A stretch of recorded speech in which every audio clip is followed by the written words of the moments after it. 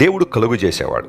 ఆదికాండం 17వ అధ్యాయంలో దేవుడు అబ్రహాముతో మాట్లాడుతూ, నేను సర్వశక్తిగల దేవుణ్ణు, నేను సర్వశక్తిగల వాడిని అయినప్పటికీ కూడా నీవు నా ఎదుట నిందారహితంగా నువ్వు నడవాలి. అప్పుడు నేను దీవిస్తాను, ఆశీర్వదిస్తాను, నీకు సంతాన వృద్ధి కలుగు చేస్తాను. అప్పటికి అబ్రహాముకు బిడ్డలు లేరు. అబ్రహాము 99 సంవత్సరాల వయసులో ఉన్నాడు. ఇంకొక సంవత్సరం అయితే 100. ఆ సందర్భంలో దేవుడు కనబడంటున్నాడు, నీకు సంతాన వృద్ధి కలుగు చేస్తాను. దేవుడిచ్చే వాగ్దానాలు కొన్నిసార్లు ఎలా ఉంటాయంటే, జరగడానికి ఒక్క అవకాశం కూడా లేదు, అసలు ఇక్కడ ఆస్కారమే లేదు అన్న పరిస్థితుల్లో దేవుడు వాగ్దానం ఇస్తాడు మనకి, లేదా తన భక్తుల ద్వారా ఒక మాటను ఆయన తెలియజేస్తారు. ఆ సందర్భంలో మనకి ఎలా ఉంటుందంటే, ఇది నిజంగా జరుగుద్దా, ఇది నిజంగా దేవుడే చెప్పాడా అని బలహీనులమై, విశ్వాసంలో బలహీనులమై కొన్నిసార్లు వెనక్కి జారిపోతుంటాయి.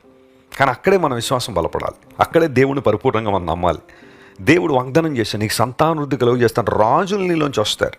ఒక్క బిడ్డ కూడా లేని ఆయన ఇప్పుడు, ఇంకా రాజులు ఎప్పుడు వస్తారు, జనములు ఎప్పుడు వృద్ధి చెందుతాయి అని అబ్రహాము సంకోచించలేదు. కానీ రోమాపత్రికలో పౌలు భక్తుడు అంటాడు, అబ్రహాము దేవుని యందు విశ్వాసం ఉంచడం ద్వారా, నమ్మిక ఉంచడం ద్వారా వాగ్దానాన్ని నమ్మాడని బైబిల్లో రాయబడింది. మనం కూడా అంతే, దేవుని వాగ్దానాలను విస్మరించకుండా వాగ్దానాలను విశ్వసించాలి. అప్పుడు కదా అద్భుతాలు చూస్తాం. శూన్యములోని సమస్తాన్ని కలుగు చేసిన దేవుడు నీ జీవితంలో ఎందుకు మార్పు తీసుకురాలేడు?